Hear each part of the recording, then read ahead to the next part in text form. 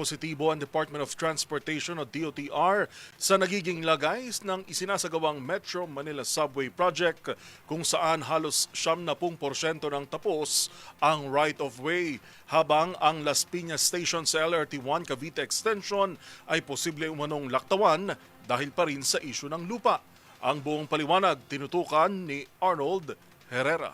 Malayo-layo pa man sa projected completion nito sa 2032, ibinida ni Transportation Secretary Giovanni Banoy Lopez ang tinawag nitong magandang progress sa itinatayong 33-kilometer Metro Manila Subway Project na tinatayang pakikinabangan ng higit 500,000 pasahero kada araw.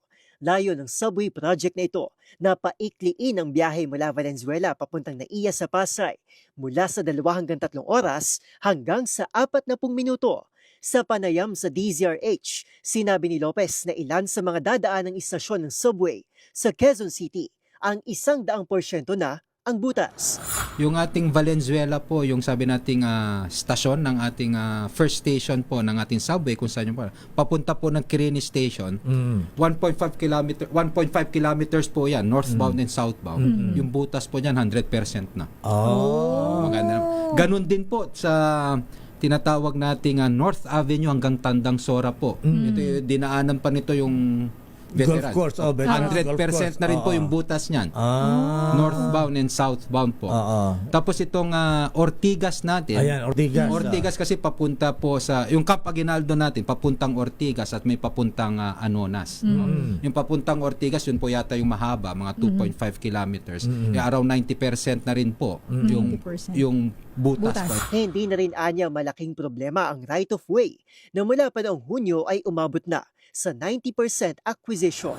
Sa usapin naman ng natenggang common station sa North Avenue na magkokonekta sa LRT1, MRT3, MRT7 at Metro Manila Subway, tila napilitan umanong bumalik sa simulang DOTR matapos i-terminate ang kontrata ng BF Corporation, ang dating kontraktor ng proyekto dahil sa delay. Ayon sa kalihim, nakipag-ugnayan na sila sa Light Rail Manila Corporation, private operator ng LRT1, para ituloy ang proyekto. So, pumayag naman ng LRMC, so sila na po ang gagawa dito by way of variation. At kamakailan lang po, kapag ganitong pagbabago ng proyekto, mas lalo na pagdating sa mga contractor, kailangan mo po dumaan sa ED Council na sinasabi natin. Yung ito po yung mga cabinet secretaries, pati Pangulo, to approve the project and everything.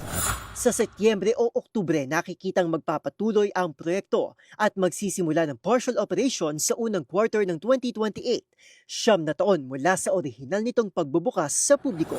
Sa kaugnay na balita, nag-issue naman ng DOTR ng take it or leave it offer sa Villar Group, kaugnay ng lumutang na issue sa Las Piñas Station ng LRT1 Cavite Extension Project. Kondisyon ng DOTR, wala dapat liability ang lupa na idodonate sa kanila. Ayon kasi sa Ombudsman, may mga alegasyon umano na tinangkang harangin ng magkapatid na senador na sina Mark at Camille Villar ang alignment ng railway malapit sa kanilang properties sa Las Piñas. Ang mga ulat na ito, nauna na ring pinabulaanan ng magkapatid maging ni Secretary Lopez. Kung hindi papayag dito ang Villar Group, mapipilitan anilang DOTR na laktawan ng Las Piñas Station at dumiretso sa Zapote Station sa Bacoor sa Cavite. Para sa MBC TV Network News, ito si Arnold Herrera ng DZRH TV. Una sa Pilipinas, una sa Pilipino.